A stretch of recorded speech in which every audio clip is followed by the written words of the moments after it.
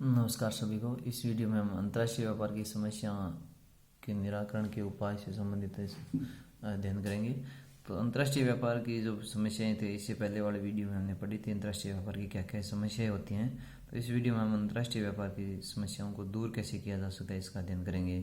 तो सबसे पहले हो गया क्रेताओं व विक्रेताओं में परस्पर निकट संपर्क के प्रयास। मतलब अंतर्राष्ट्रीय व्यापार में मेन समस्या थी कि क्रेताओं और विक्रेताओं के बीच में पारस्परिक संबंध का अभाव था। उन दोनों क्रेताओं और विक्रेताओं के बीच में पारस्परिक म्यूचुअल कॉन्टैक्ट नहीं थे। मतलब क्रेता प्रॉब्लम्स थी, वो म्यूचुअल कॉन्टैक्ट की प्रॉब्लम्स थी।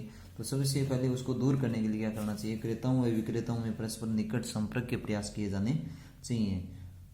जो क्रेता या बाद में विक्रेता, इन दोनों को क्या है, निकट संपर्क, मतलब close contact among purchaser and seller के, उन दोनों के बीच में निकट संपर्क के प्रयास किए जाने चाहिए। व्यापारिक शर्तों का प्रमाणीकरण करना चाहिए, मतलब standardisation of terms and trend. व्यापारिक शर्तों में विविधता को समाप्त करके एक रूपता लाई जानी चाहिए। इसके लिए अंतर्राष्ट्रीय व्यापार की प्रतिनिधि संस्थाओं में परस्पर सहयोग को बढ़ाना आवश्यक होता है। अगर व्यापारिक शर्तों में विविधता है, उनको क्या करना है, विविधताओं को समाप्त करके उसमें एक रूपता लाई जानी चाहिए।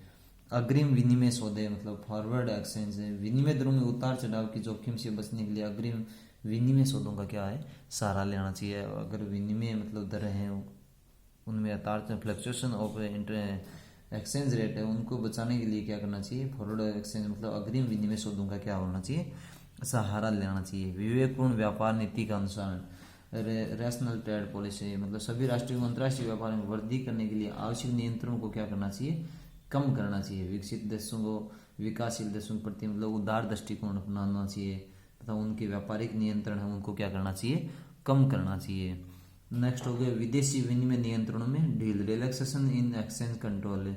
विदेशी विनिमय पर अत्यधिक नियंत्रण से अंतर्राष्ट्रीय व्यापार का विकास क्या हो जाता है, बंद सा हो जाता है। अंतर्राष्ट्रीय हितों को यथासंभव सुरक्षा देते हुए, अपने राष्ट्र के जो राष्ट्रीय हित है उनको सुरक्षा देते हुए अंतर्राष्ट्रीय व्यापार की जो अंतर्राष्ट्रीय व्यापार में अभिवृद्धि करने के लिए क्या है कि जो विनिमय नियंत्रण उनमें क्या है कि ढील देनी चाहिए या उनको समाप्त करने चाहिए।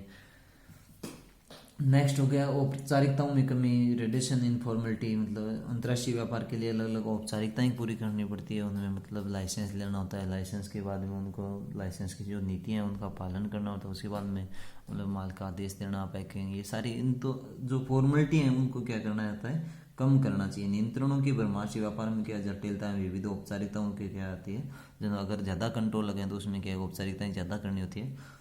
तो कुछ औपचारिकताएं हैं वो उनको क्या करनी चाहिए, कम करनी चाहिए। अंतर्राष्ट्रीय वित्त की प्राप्ति व्यवस्था, मैनेजमेंट ऑफ इंटरनेशनल फाइनेंस, अंतर्राष्ट्रीय व्यापार के विकास के लिए अंतर्राष्ट्रीय वित्त संस्थाओं या बैंकों या विदेशी विनिमय बैंकों को क्या करना चाहिए, सुदृढ़ करना चाहिए। उनके तरल कोषों में वृद्धि की जानी चाहिए ताकि पर्याप्त वित्त व्यवस्था की जा सके। नेक्स्ट हो गया वित्तीय व आर्थिक सहायता, फाइनेंशियली एंड इकोनॉमिक हेल्प। विकासशील व पिछड़े राष्ट्रों को विकसित राष्ट्रों द्वारा सहायता, ऋण व अनुदान में भी वृद्धि की जानी चाहिए ताकि उसके सामने भुगतान असंतुलन की मतलब उसके कारण मतलब कोई समस्या पैदा नहीं हो।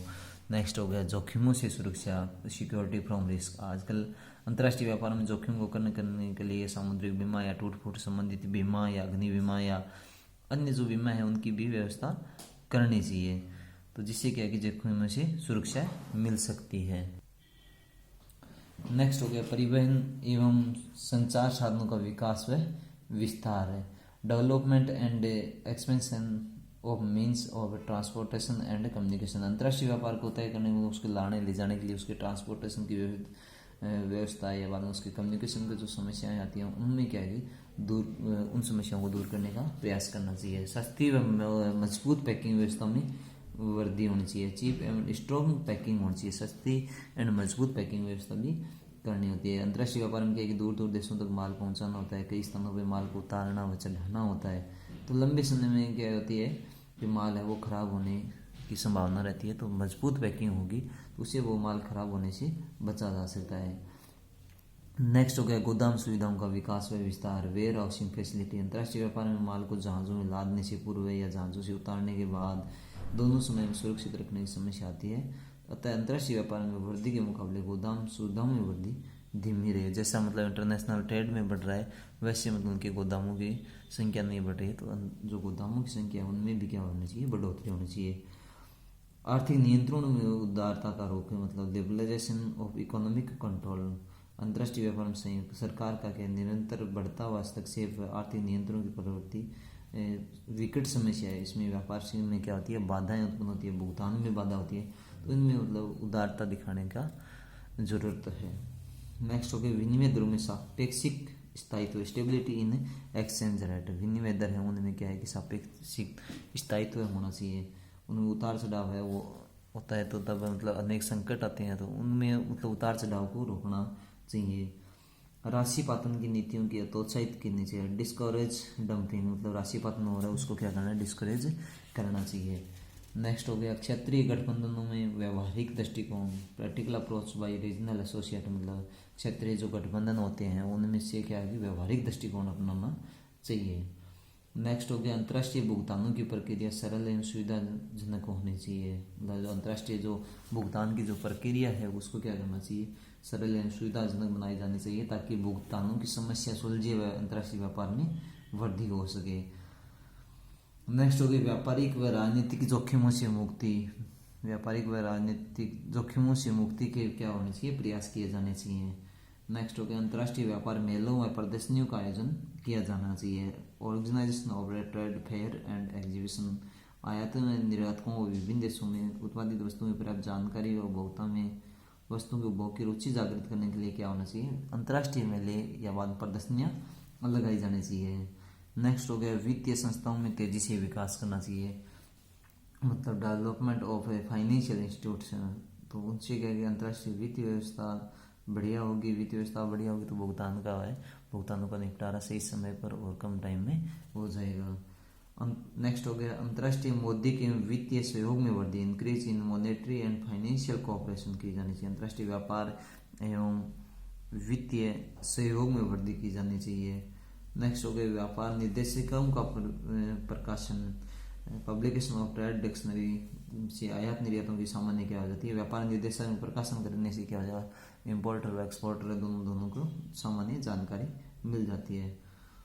नेक्स्ट हो गया आचार संहिता कोड ऑफ कंडक्ट, तो अंतर्राष्ट्रीय व्यापार समस्या में निराकरण के लिए एक आचार संहिता का भी निर्माण होना चाहिए, जिससे समुचित सभी पक्ष समुचित व्यवहार के लिए मतलब बाध्य होंगे, उनके मतलब एक गाइडलाइन इश्यू होनी चाहिए उन सारों के लिए, जिसके आधार पर वो क्या इंटरनेशनल ट्रेड किया जाना चाहिए।